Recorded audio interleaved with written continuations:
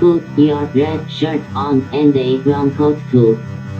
Everybody's joining the crew. We got just one ring, let we rule them all. Hope fruit, remember your towel.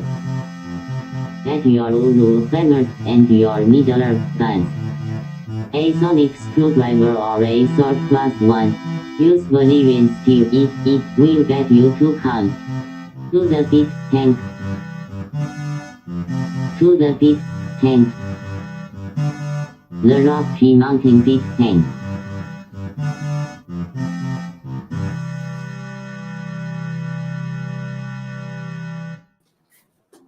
Hi, I'm Guy. Hi, I'm Troy. And this is Geek Tank. Your big old bag of a mess-sized podcast. Boy, it is too. Woo, doggies. And good thing we don't have Chelsea here tonight. I know, we have all kinds of stuff to talk about that's rough. Very rough. I'm sure that she could just cover this whole show on her own without us. Sounds like you have a lavalier or lavalier mic on, and it's rubbing against your jersey or something. With the buttons is what I'm trying to do. Huh. So for those of you who don't know, Guy is off-site today. I am. I can't see. I can't read the comments. Oh, there we go. That would be useful for you to be able to read the comments. Yes, Rebellious Pastry. I think we're probably going to end up talking about cancel culture. I think it will lead that way. I feel like it will be too. Yeah, and quite a few things have happened. It's like it's not like they just happened necessarily. They've been kind of building up recently. Mm-hmm. And what I found interesting is there's a show that I recommended to you and Mariah called Zoe's Extraordinary Playlist. And right. They're in season 2 now. They just started a few weeks back. And their last current episode is kind of about toxic environments and toxic work environments, which is what has happened. Can you hear that scratching on there with the mic, or is that just on my end? Now, see, I'm worried. Well, we'll have to ask. Like, Rebellious Pastry is out on YouTube. Yeah. Can you hear the scratching on the mic? Because if you can, that's probably me. But at this point, my phone is stopped, so I'm not touching it, nor am I connected to the table in any way. So, I mean, before when I was fussing with the buttons, I could see, but that now makes I'm sense. not touching the table at all, so I can't hear the scratching. I heard a tap there. No, it's I think it's just on your side of the mic for some reason. Okay, maybe you're nice hand. Thanks. Here, have my hand. So I'll catch people up while you do that. Is it better whenever I'm holding it like this? Well, it wasn't constant. It was just occasionally clicking in there. So who to start with first? Gina Carano? Start with her? Yeah. Carano? We could start with her because that's the big news for today. For those of you that aren't familiar with her, is it still? Can you still hear it? Let me see if I can I'll put this on the kickstand and see if that helps any.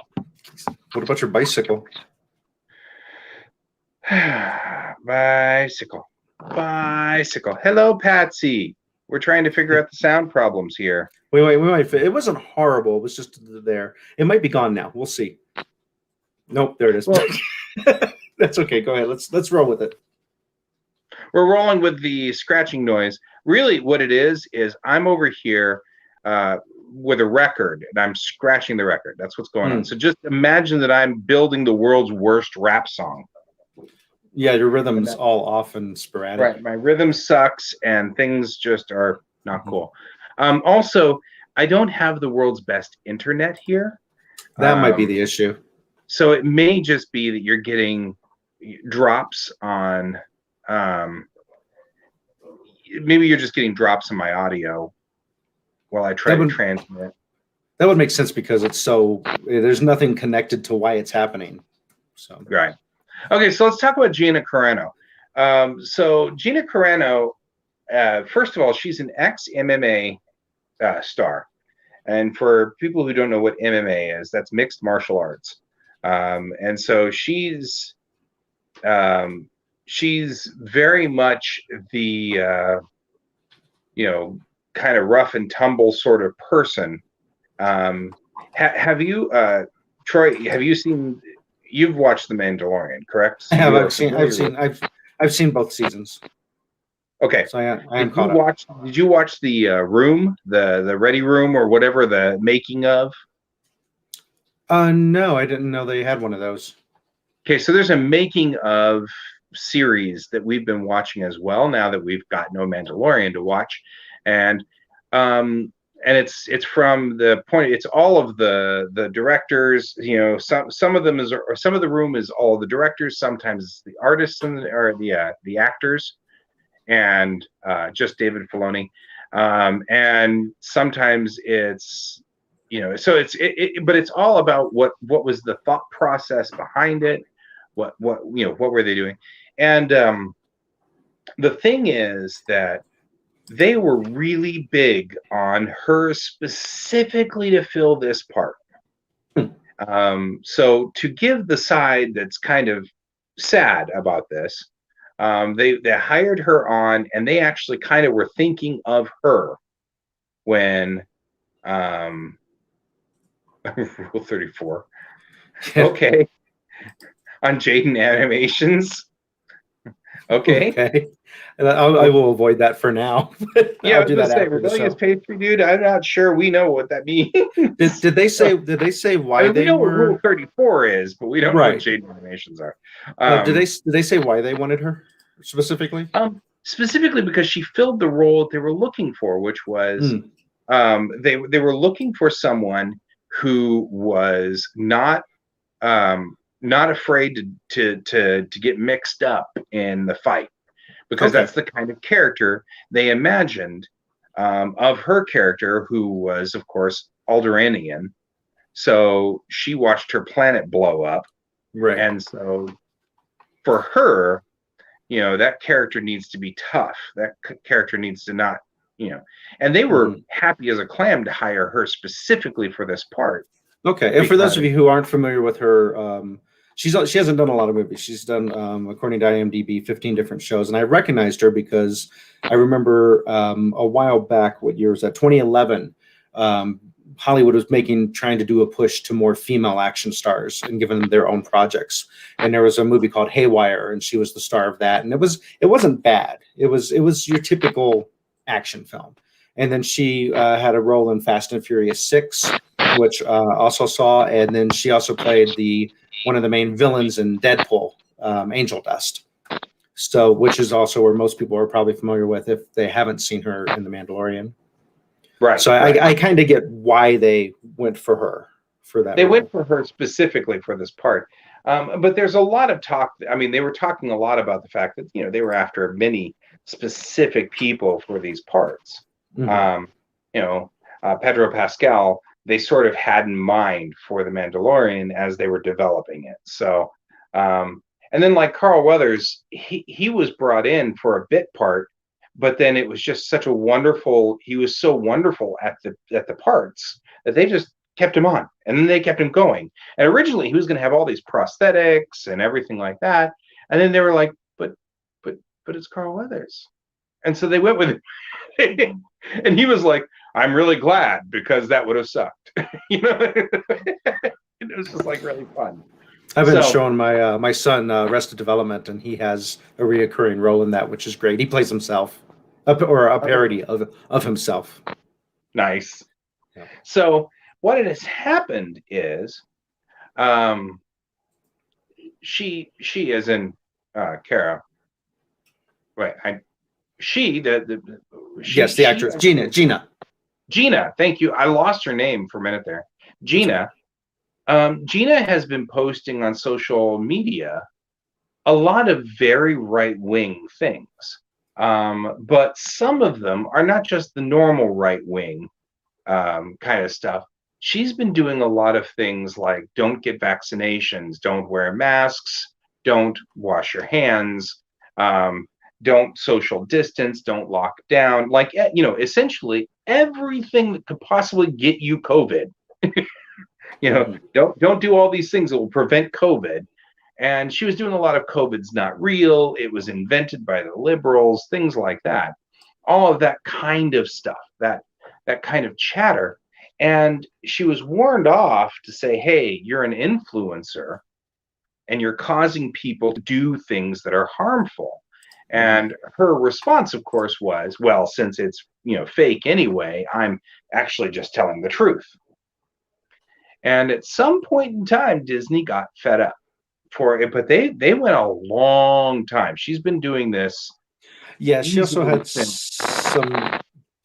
comments that were transphobic in nature. Yeah, transphobic.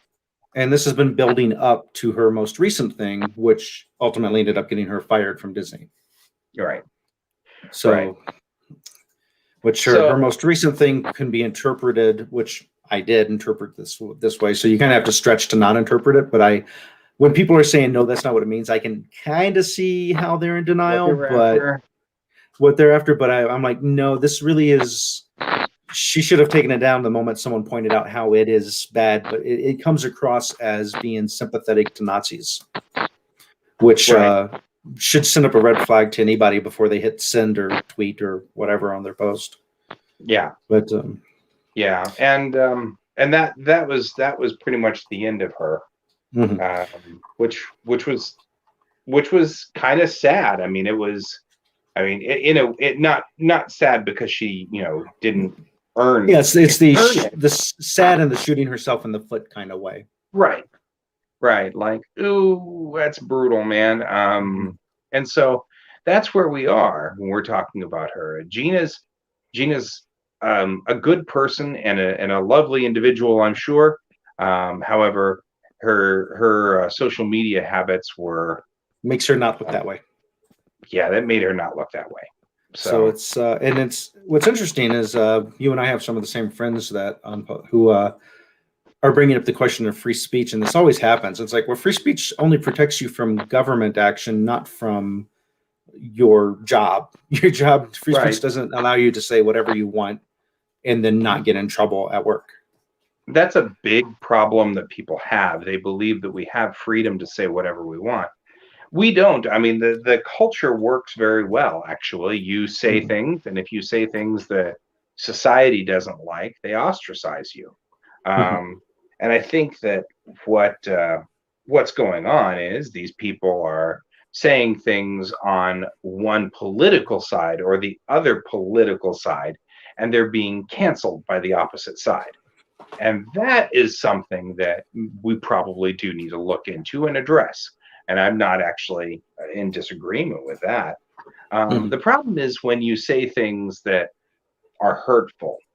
If you say things that are hurtful, you have a right, for the culture has a right to cancel you.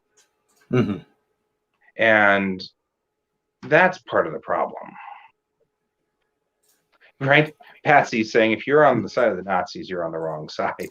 And I would agree with you on that. We're not going to disagree with that one at all here.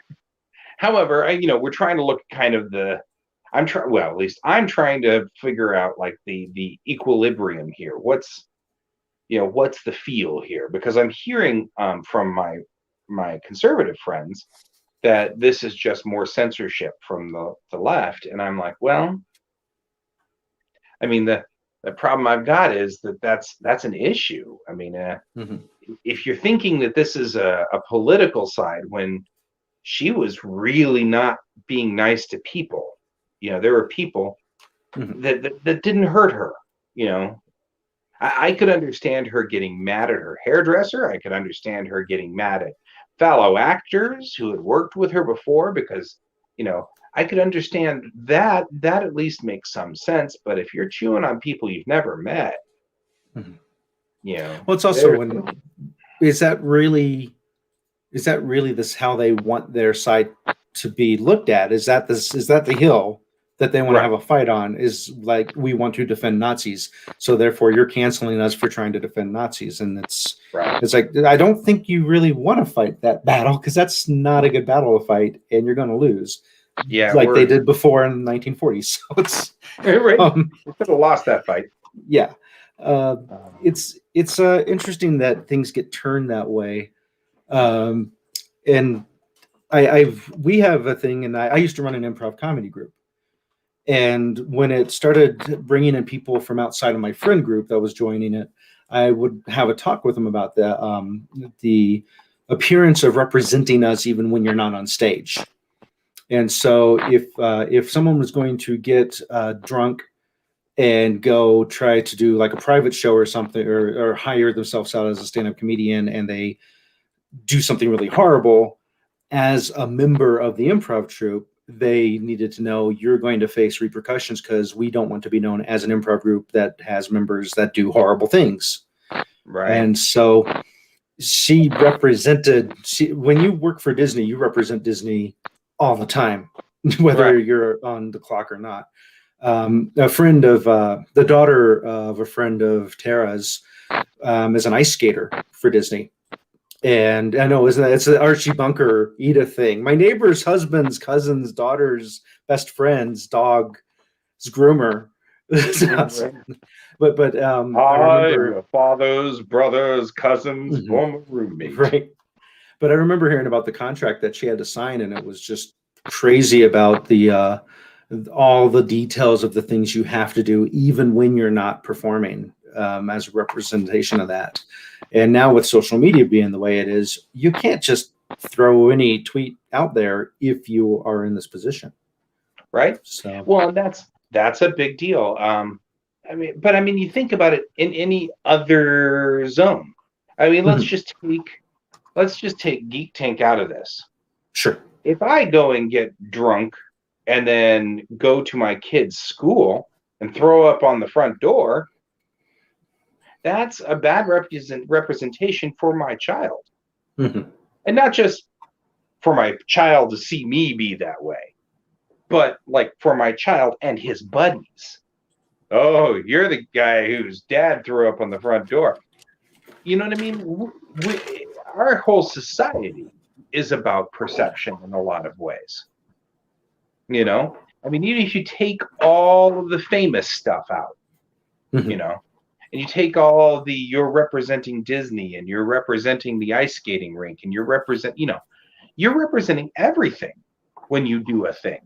You know, I'm representing my family. And especially right now, I'm now in the South with my extended family and everything like that. And it's amazing how much you have to remember which fork goes where, and and things like that, because we're in the South. And there's a ton of rules. And it's all about, somebody's going to whisper that Guy didn't get the right fork correct. Well, it's Guy drinks his tea without sugar, which is an alien thing to do. That's an alien thing to do. In the South. So, I mean, but the point that we're getting at is that's really what it boils down to everywhere. You're always representing. You're representing whatever. It doesn't matter what you're representing, And in the case of then it gets even more complex when you start representing more and more things. Your behavior becomes a show. If I start getting drunk and coming on to Geek Tank, you guys are going to fire me. Yeah. Unless we start getting more Patreons because they find it just awesome and they want to give us money to see you drunk more, then maybe we probably wouldn't fire you at that point. But right, if it becomes a thing. Yeah, if it becomes a thing, then and that's something you have to be cognizant of.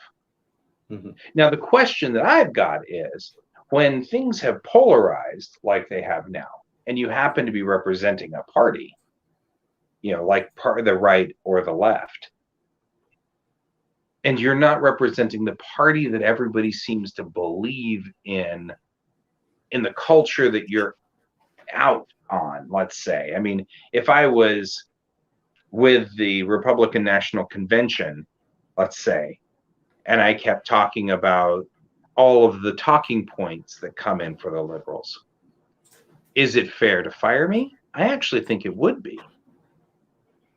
Well, if you consider, I think the majority of our audience probably falls on one side of the political spectrum or closer to the middle than they do on the other side. I'm an espoused liberal. I talk on the liberal side. I talk on the left. And if I were hired by a Republican company or whatever, in fact, I even had this. I had a client who wants me to help them, and they're wanting to learn to do the broadcasting thing and everything like that, but they're a very conservative, and they're going to talk about, I know that the broadcasts are going to be right wing, that kind of stuff. I'm just helping them out. I'm just helping them get set up, right? So the question is, yeah, I know. Are you all left or right? That's a good question. The question then becomes, what happens if, am I representing myself with this group? At this point, I'm just assisting. I'm not doing anything for them. I'm just giving them the tools to get started. But what if they said that they wanted me to broadcast with them? What if they wanted me to interview them? Yeah, as part of Foxtel Media. Right. Now I'm all of a sudden representing right-wing politics that I don't agree with. Mm-hmm. Right. And none of that is in conflict with some of the things that we talk about here on Geek Tank. So it becomes I remember way back when we first started 2014 that we were talking about our lines that we were wanting to cross. Right. And it's like sponsorships. And it'd be like, if a cigarette company was to come to us and want to like pay us money to sponsor them, you and I both have issues with that because we don't want to promote that if we're looked up to by kids and things, and neither of us engage in that activity, so why promote it? Right. But then you have to ask, well, we would have to make the decision: do we just keep struggling the way we are, or do we take the payout in order to compromise morals? And I think that when you end up in those situations, you make those decisions. And in Gina's case, she made the decision to say what she believed, and she should have known, I'm either going to stand by what I say and face the repercussions of losing my job, or I'll not say it or retract it and keep my job. So she has to make those choices. Mm-hmm. Yeah, I mean, like when we talk about this as a group, we are against smoking, as I say, standing next to my dad's oxygen compressor, which is why I'm down here, by the way. As a group, we've already agreed that we're against smoking. But what if a smoking company, a cigarette company, wants to hire me to help them broadcast, right? By extension, I'm now representing Geek Tank at their company. And so by extension, I end up stuck in that gray area. I have to decide to either not broadcast here on Geek Tank that I'm working with the cigarette company, and then I have to not say anything on social media about smoking, right? Like, oh, you should try, brand X cigarettes. They're the best. I can't do that because that's representation.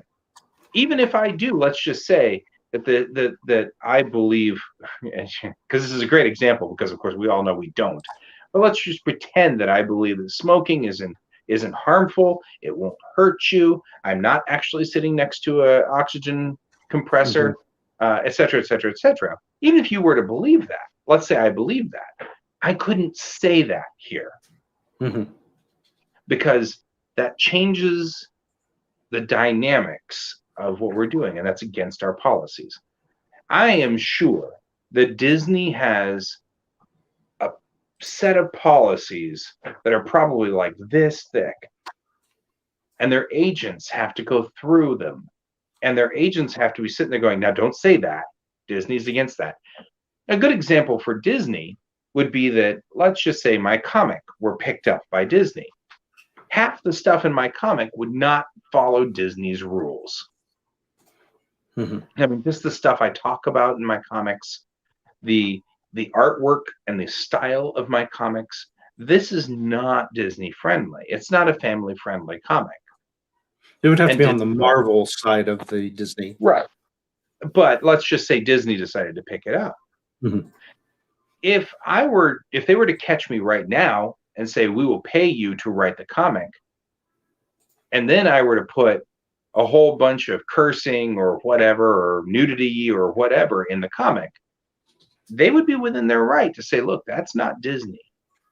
And I could be in my right to sit here and go, that's a ridiculous policy you have in society. All I want. Mm-hmm. And they have every right to drop me. Yep, because that's not covered by free speech. Right. And it's not even squelching my speech. Mm-hmm. You know what I mean?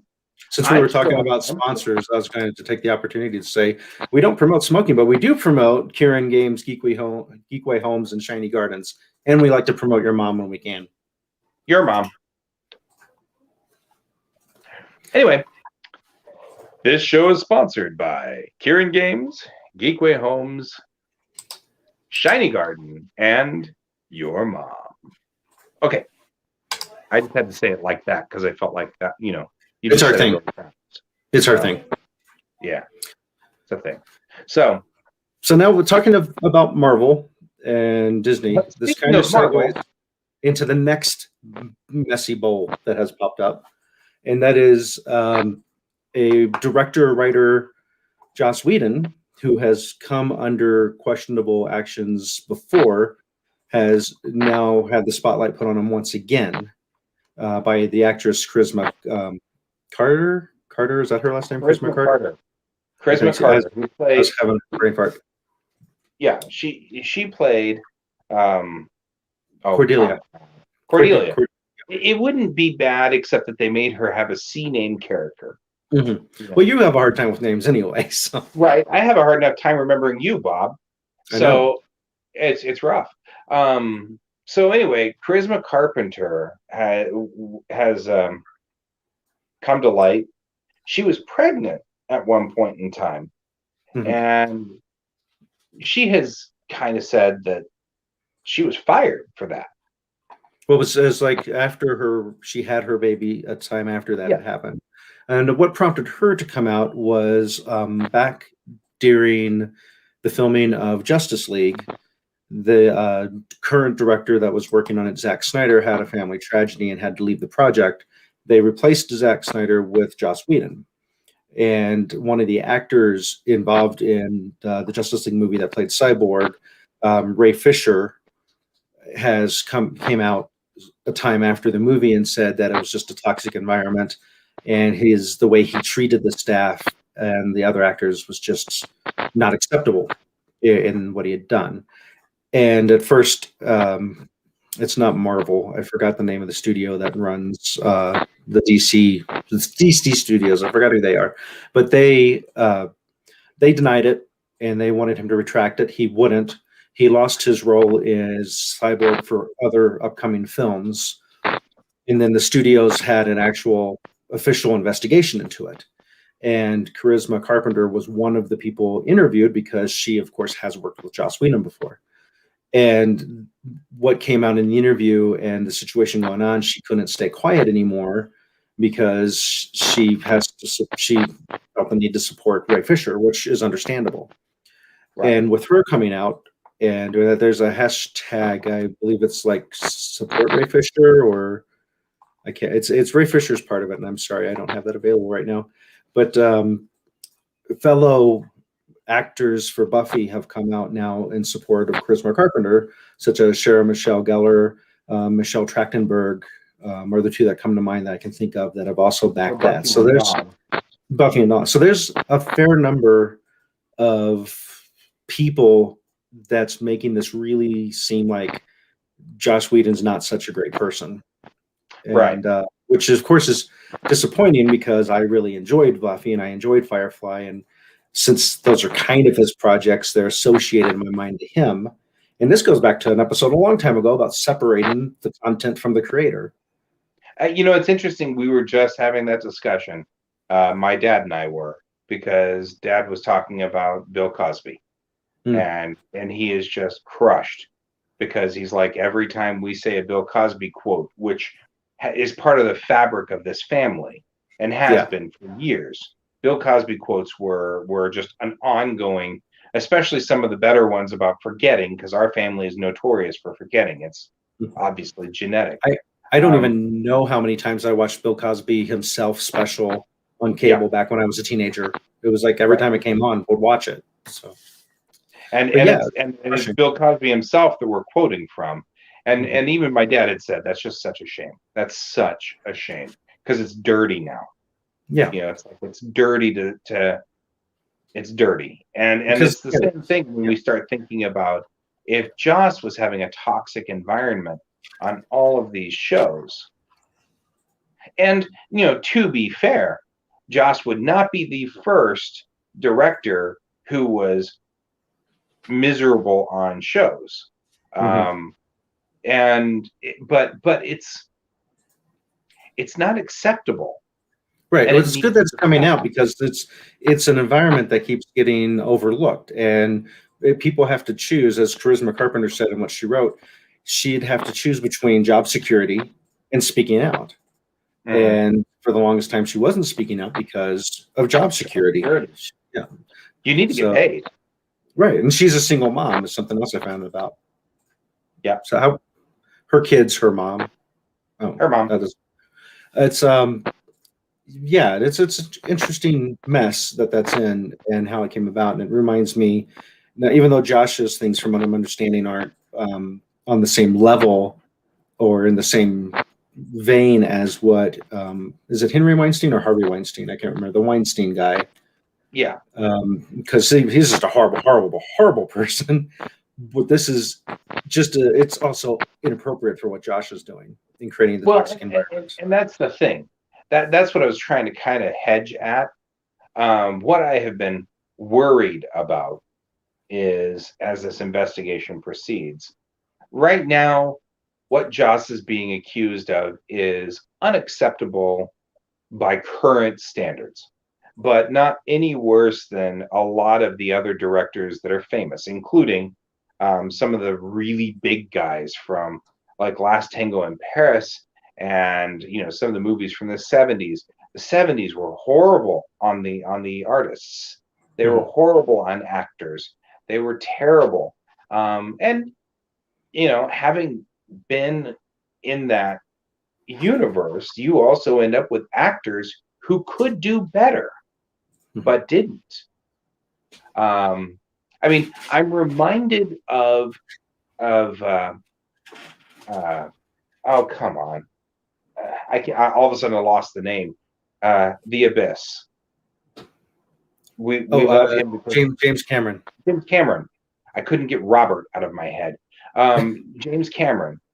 James Cameron. There was a famous, or very, very, very important scene in The Abyss with Mary Elizabeth. No, was it Mary Elizabeth Mastrantonio? It wasn't her. It was I don't remember. The lead female. She had drowned, and they were trying to get her heart started again. And they had to tear open her shirt and put the BVIPs on there and everything like that. And it was an embarrassing situation because the actress has an exposed chest and she's already embarrassed. And this was already a rough scene. And it's extremely, extremely stressful. And Cameron kept making them reshoot it over and over and over until finally she got up and walked off set. She was so upset and she was so mad, and you can't blame her. Right. However, on the same token, the take that they took was really good. Another thing that, sometimes directors do games. I think of Galaxy Quest. The scene in Galaxy Quest where they all beam aboard the alien ship. They had the character guy standing in the back there. He all of a sudden just screams out of the blue. Well, they didn't alert. The director intentionally did not tell Sigourney Weaver that he was going to do that. So her flinch is genuine. She literally did not know that was coming. So that's a genuine moment. He loves it. Everybody's okay with it now, But Sigourney Weaver wasn't so hot on it at the time. You know what I mean? And that's a thing. But it's not uncommon for directors to do stuff like that. And the question really is the genuine effect that was coming from Sigourney Weaver's flinch on that platform, which looks absolutely authentic because it is authentic. But the way that the director kind of got to it was kind of cruel. Mm-hmm. And from what I'm hearing is that's really mild compared to the things that are being hinted at. Yes, right. So I'm thinking of scenes where, I mean, obviously, I know that I have heard stories from set of things that were far worse, but I can't remember them. The accusations, and they are because actors are under certain non-disclosure contracts, they can't tell very much about it. In fact, that's why Ray Fisher had to wait so long before he could even come out about it. Right. The things that are coming out. The point that I'm kind of getting at is that that's a normal thing. Last Tango in Paris was Marlon Brando and I can't remember the actress's name, and it was a remarkably famous director. And many years later, it came out that the director insisted that Marlon Brando have actual sex with the actress. I had to look it up. It's an Italian name. That's why you didn't know. Bernardo Bertolucci. Right. And I seem to remember that, after everybody had died and after everybody's gone, he had insisted on Brando actually having sex on screen, which was uncomfortable for both the actors. And I'm not saying that this justifies anything, by the way. I'm just saying that it seems like this was culture. Yeah, this is 1972, and Buffy was early 2000s. So there was enough time between the two that you would think. You'd think that the culture would have changed. But still, there is some disturbing stuff that goes on set. And if the culture is that way, I feel like we are finally getting to a point now with movies and set and things like that, where social media is becoming the union for the actors, because SAG-AFTRA isn't actually helping them at all. And to some degree, you're kind of ending up with a social union. Right, and this can come back. They need to appeal to the social union to cancel culture, these horrible directors and people that the unions won't do anything about. That's correct. And this is something I've been thinking about for a while, is, that's what SAG and AFTRA are supposed to protect you from. I mean, that's what they're there for. And I'm shocked that, my feeling is that if Marlon Brando and the actress in Last Tango in Paris were okay with it, then I wouldn't have a problem. But as time has gone on, it has become more and more apparent that neither one of them were okay with it. Right? And that's an issue. That's a problem. And some actors, I know Jim Carrey is one. Jim Carrey is an actor who pretty much says, push me. I want you to push me. And he specifically kind of asks for a little bit of abuse in his own way. And I may have the actor wrong. It may not be Jim Carrey, but I know that there are a couple of actors out there that's their whole thing. They know they don't get their best performance out unless you yell at them. And so they tell you to yell at them. So some people are into it. It's like BDSM, I guess. But it's still not appropriate to do it to the actors that don't want it to happen. But it does make you wonder. Are you still there? Did I lose you? I dropped. Am I the only one left in the show? Is anybody there? help me. Oh, wait. It says you're in the show. Everyone can see and hear you. Can you guys see and hear me? Are you out there?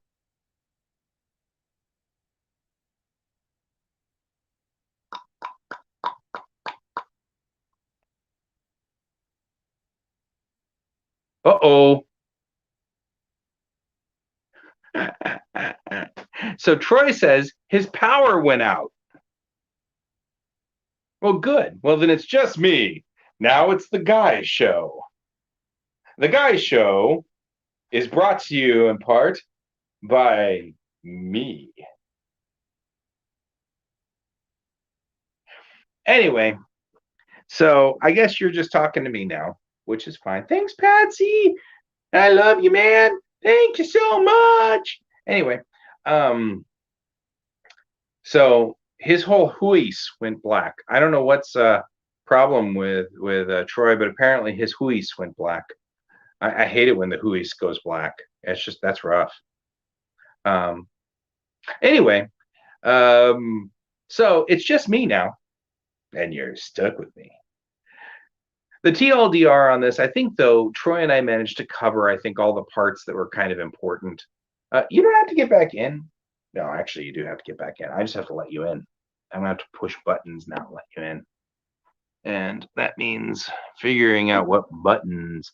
So you're on my phone. Here you are. That's you right there. And you're on my phone. So I'm trying to figure out, how do I push buttons until he's back? I'm pushing buttons. And, you know, when I put my glasses up like this, I never feel like as much of an old man as I do when I have to put my glasses up so I can read what's going on my screen. I can put myself in. Hey, your power's back. And I'm not going to make the inappropriate comment to my own comment. Yeah, it was weird. Everything went black. And one of my younger kids was in the basement, and it was completely black for him down there, and was super freaked out by it. I could see that being super freaky. Well, I'm glad that you being on kept the show from just exploding and dying. I thought for sure the show would just stop broadcasting when my computer went down, since I'm the one who started it up. Well, actually, yeah, I think that I think that it stays running as long as all of us are in here. Yeah. Oh, man, I'm not supposed to push the big red button. Yeah, that's why they don't want you in NASA. That's a little red button. Oh. Yeah, it might be because I've got like 5 people in the house all using electrical devices. Oh. Or maybe somebody crashed into a telephone pole. I think somebody crashed into a telephone pole. Yeah. You guys are coming up on a storm, I heard, because it's going to end up down here. You guys are getting the storm tomorrow, and then it heads down here, and it'll be here Monday. Okay. So that's going to be unpleasant. Speaking of NASA, I was going to say, speaking of NASA, I got a gift for you when you get back. Yay! So it'll be a surprise. So. Okay, good. Maybe we'll do it on air. Sure. So we were talking about... but I hate to say this, but down here in the deep south, nobody's wearing masks. So I get 2 weeks of not going anywhere, not doing anything, and not looking at anybody. Right. Because we're going to have to do complete quarantine for 2 weeks. It's going to be brutal. So we won't get to see anybody until mid-March. However, my respective other just posted a little picture of her with a Band-Aid, so she's gotten the first dose. Nice. So we're one in on our family. Are they going to stick you in the basement with a bed, or are they going to? They have to stick me and the kid because he's with me. Oh yeah. So you just get one of those big giant inflatable bubbles for Mariah. Whenever she's in the house, she has to be in the bubble. She has to walk around the bubble. That wouldn't become a problem. No. Although I was I had an interesting experience today. Went to Ace Hardware because we need to cover the plants because it's going to deep freeze here. It's probably going to snow. I mean, that's what they're thinking. It'll snow on Monday, which that's impressive if you understand that I'm really close to Houston. And so snow here is not only alien land, but it also means that everybody down here except my car is not prepared for it. The entire every person around me is not prepared for Monday except for my car. So if anybody has to go anywhere on Monday, it's going to be me in my car because it's the only car that can survive out there. Because I've at least got partial snows on my car. So it's like, meh. Anyway, we're probably just going to buckle down. Yeah. Go buy all the bread and milk that you can. Right.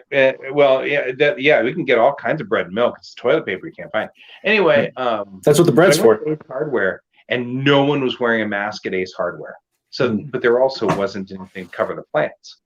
So then I went to Walmart, and I'm thinking, this is Walmart, and everybody was wearing masks at Walmart, and this is just down the street. Huh.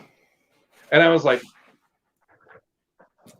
why is Walmart enforcing this? Ace Hardware wasn't. I don't get it. It's so weird. But I mean, everybody here, they're acting like there's nothing going on. Nothing. Well, yeah. Until some people, until it hits really close to home, it's not going to register on their radar. Every time it does, I hear everybody go, "Oh yeah, they were never a very strong person. They were very sickly." It's their fault. It's like they write it off. Like, yeah, it won't happen to me because I'm not sickly, you see. And I'm like, if my dad gets this, or even if my stepmom gets it, she's got cerebral palsy. Or even as you put it, or if you and I get it, we'll most likely survive, but it won't be fun. And if it does end up being a hospital situation, it's going to be pricey, and not like oh, that hurt my pocket a little bit. More like, oh, for the next 5 years, I don't get to do anything fun because any expense money for anything fun is now going to have to go to the bank or go to the hospital bills. Yeah, right. And it's like, see you later, Patsy. Have fun. She's saying, bye, Patsy. It was good to see you, man. Good to have you here, fam. I love fam. That's a great word. So I actually, I was talking to Pepper, who actually I will be on show with Pepper tomorrow. Cool. So if you want to join me, Pepper and I are going to try to do this thing tomorrow on my channel. But I was talking to Pepper, and he showed me some art piece that he was doing. It was really lovely. It really was. He did a good job. And I was like, damn, fam. And I was like, oh, I got to spell it DAMNFAMN. Yep. And I was all excited about that. I thought that was the best thing ever. Or DAMFAM, which is what beavers call each other. Yeah, that's true. That's how you know that they're all like the same family. Right. They're all the damn fam. So. Or if they're the martial artists from Belgium, the Von Dam fam. The Von Dam fam. Yeah, those are special kind of people. Yeah. I like those guys. So yeah. Count on us to take it back to somewhere fun. Yeah. It's been fun here. I am kind of, I'm torn looking to come back to Colorado, but also kind of enjoying the break I'm getting. I've got a break from everything. And the barbecue. Yeah. Can't beat the barbecue. Oh, tonight I had banana pudding for dinner. With the vanilla wafers? With the vanilla wafers. Oh, yeah. Yeah, because there's a whole bunch of bananas turning black. And so naturally, my mother-in-law's mother lives next door. Like literally lives next door. Her mom. Yep. Lives literally next door. And she came over and she's like, well, I brought banana pudding. I took all of your bananas, made banana pudding out of it. And I'm like, I love the South. I buy bananas specifically to go bad, so Tara will make banana bread. Right? Well, and we've got some banana bread in there too, but it's really moist. Wow. And it's vanilla ice cream. Put vanilla ice cream on it and nuke it, then put vanilla ice cream on it. Yeah. See, but I mean the one that Mama Judy made was really, really moist. Like, you cut it and it's like a concrete block, but a wet concrete block. Really dense, really thick, and really tasty. Something else. It's like the elven bread. You only need like one slice to last for a week. Right?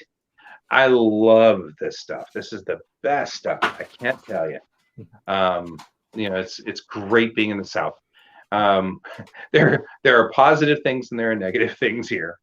On the plus side, I might get COVID tomorrow. On the on the negative side, I might get COVID tomorrow. On the plus side, I get banana bread. So there's always, it's a thing. It's a thing. But the South is the South. Hasn't changed. So there's that.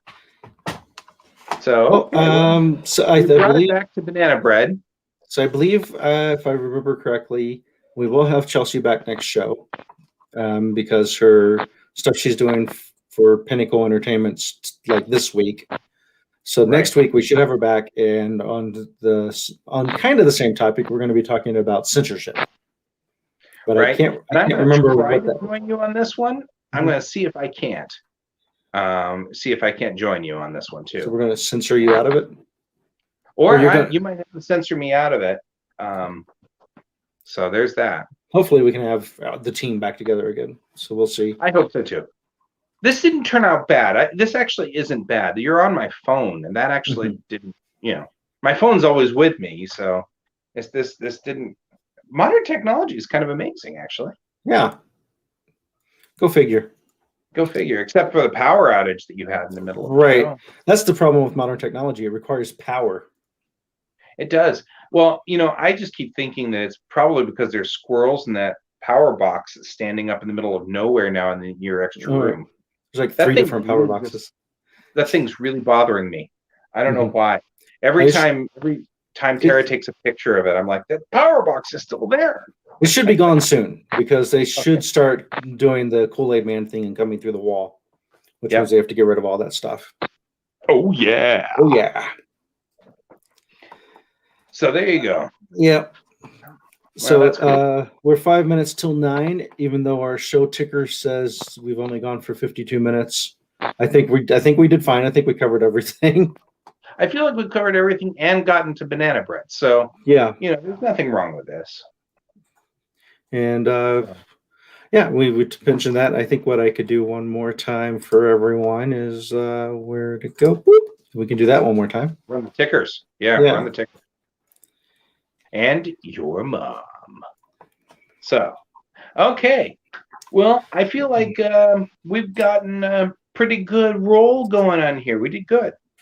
And I'll try to be with you guys next week, but I can't guarantee it. We're coming back. My kid and I should be coming back not this Monday, but the following Monday, in theory.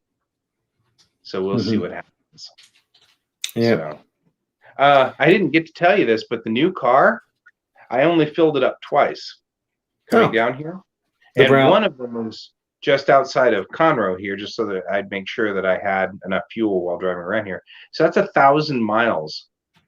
I got like 500 miles to a tank. The brown one? Yeah, the red one. My new red one. That's right. It was brown. Now it's red. It was brown. Now it's red. It's red shirt. But yeah, the red one. There's when I put it in 6th gear, which by the way, it has 6th gear. I think that's just so cool. But it's got an eco mode, and I could put it in 6th gear and then put the cruise control on. And once I did, it was just sipping gasoline. And because it still only has, that was 10 gallons. So, as opposed to a Tesla, which has an ego mode when you go into it. That's definitely true. Really full of itself at that point. Really full of itself. But yeah, made it all the way down here. I was really impressed, actually. Nice. Because it's like 2 tanks of gas to get down here really is a whole lot less than, that's like $40 of gas to get down here. And that's, from Denver to Houston and $40. It's nothing. That's pretty amazing. And it's a comfortable car. So that's the important part. Yeah, this is its first real trial, because when I left Denver, it had all of 600 miles on it. So I bought it in October, but because of COVID, I just don't go anywhere. Yeah, I've saved so much money on gas. I know. I'm like, I don't go anywhere. I don't do anything. Instead of spending money on gas, I've been like in the Cthulhu role-playing system, I've been spending sanity points. Right. Exactly. Yeah, we're getting there. There. Hopefully, obviously, Colorado is on the the right arc because Yep. Maya's already gotten Her her shot. first Yeah. shot. So The Ark of the Covenant. Yep, the arc we'll be getting there soon. Cool. Yep. All right. Okay, Well, that's it. That's all right. That's it. I think we're done. Yeah. Let me make sure I get to the right thing here before you sign us off so I can click on the right button. Click on the right button when we get there. Where's Okay, it? well, All right, I'm ready. Okay, you're ready. Okay, that's all the time we have for today, folks. I've been Guy. I've been Troy. And this is Geek Tank.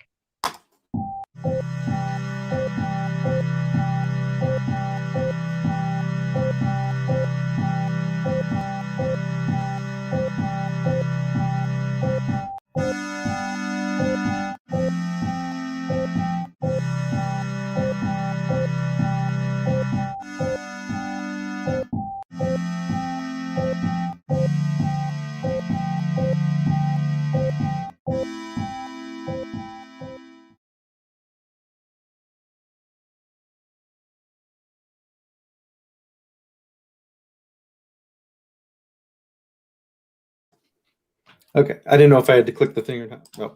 You have to click the stop the live button. We'll edit this in post.